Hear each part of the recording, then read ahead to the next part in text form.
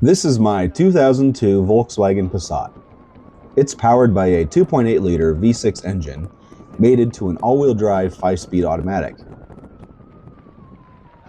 That's right, all-wheel drive. Today's project is to make that all-wheel drive a bit more capable with these spring spacers.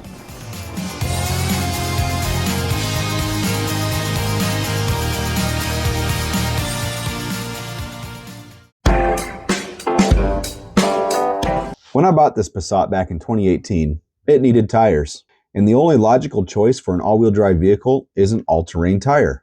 At the time, the smallest all-terrain tire I could find to fit it was a 215/65/16. That's roughly 2 inches taller than the stock 205/55 R16. And they barely fit. There's less than half an inch of clearance to the knuckle bolts, but I haven't had issues with tire clearance in the past 7 years, mostly. Today I'm putting a spacer kit on the wagon. This should help the tires rubbing in the fenders and help with ground clearance over obstacles. Except that hill wasn't much of a challenge. Maybe going backwards will make it harder?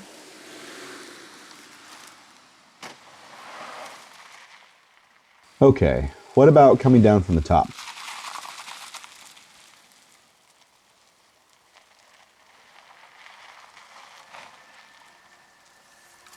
I'm starting to question whether I actually need these spacers at all.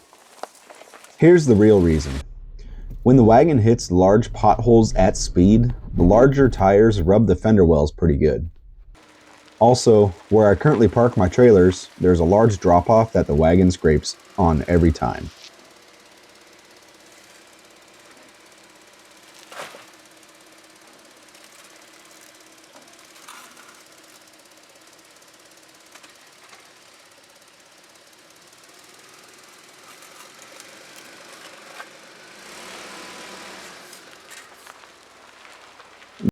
The spacers are kind of like a poly body mount, but for spring seats. Let's get them on.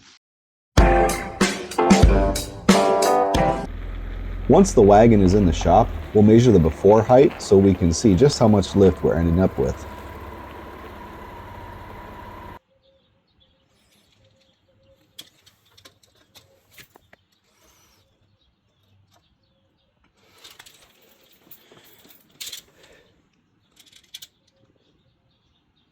I think the rear will be easier to start with. Don't forget the jack stands for safety.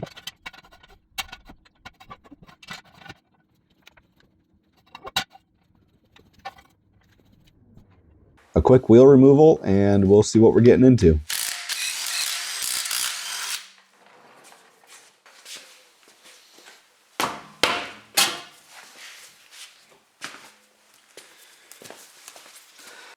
Okay, this should be pretty straightforward. So there's 2 bolts holding the strut assembly to the body. We'll also have to remove the upper control arm bolt at the knuckle, the lower track arm bolt, and the brake caliper assembly. Also, the sway bar mount bracket will need to be disconnected to give us enough flex side to side.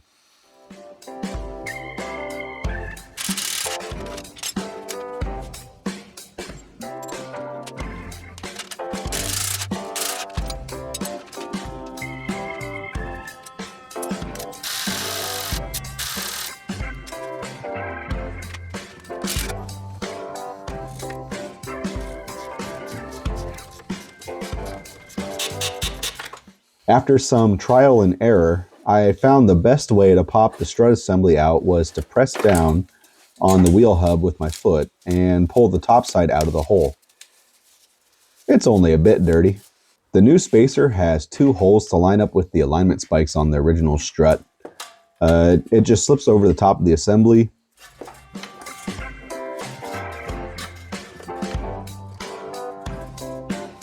Then a bit more Cotton Eye Joe and the strut is back in place. Now the new bolts that came with the kit can be installed, making sure it's going in nice and straight.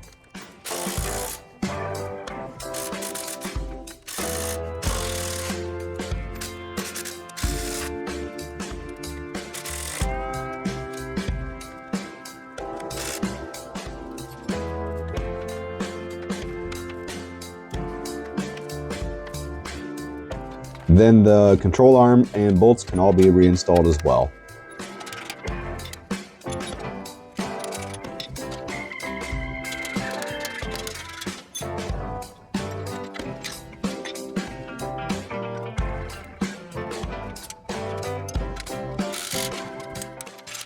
Ta-da! A clean install of the spacers. Let's see how the rear looks with the wheels back on and on level ground. Front is still stock. Back end has the spacer kit in it. I'm guessing we have an inch or so of lift, so we'll measure after the fronts are done and the suspension cycles a few times.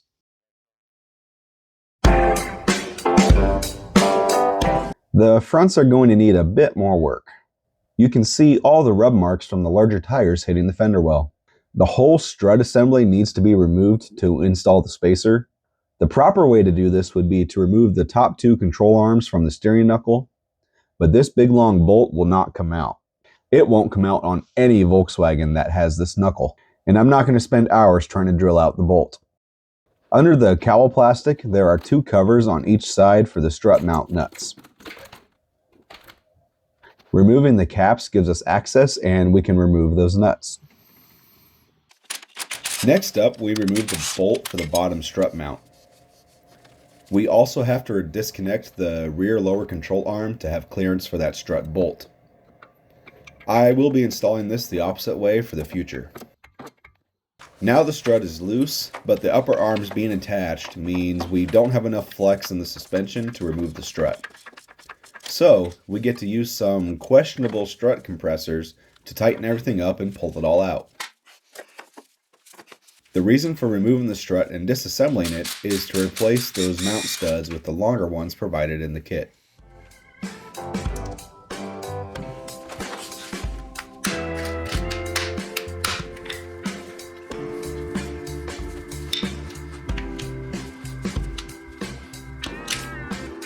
With the new studs, we can now install the spacer.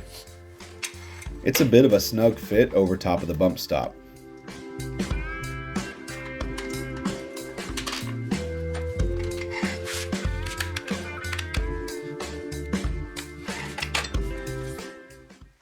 Okay, the strut is back in and mounted up. I cut out about 2 hours of fighting the suspension trying to get the compressors to make it fit. I did end up having to cut the inside tab of the lower strut mount to get clearance. I'll weld this back together in a moment. Isn't working on cars fun? The new top strut studs do stick outside the body. I'll probably cut those down in the future and put the caps back on. For now, let's get some heights measured. I'm definitely liking this new spacing. Both the front and rear previously measured at about 27 3/4 of an inch. The fronts now measure 29 1/4 and the rears 29 3/8. So a total of 1.5 inches in the front of raise and a 1 5/8 inch in the rear. That's awesome. Fun fact, this next part was filmed the day after the spacers were installed. We went from 55 degrees the day before to 18 degrees with snow. Check it out. We have clearance, Clarence. No more trailer issues for the wagon. Lastly, let's test the hill again. Yep, no problems there. For any direction.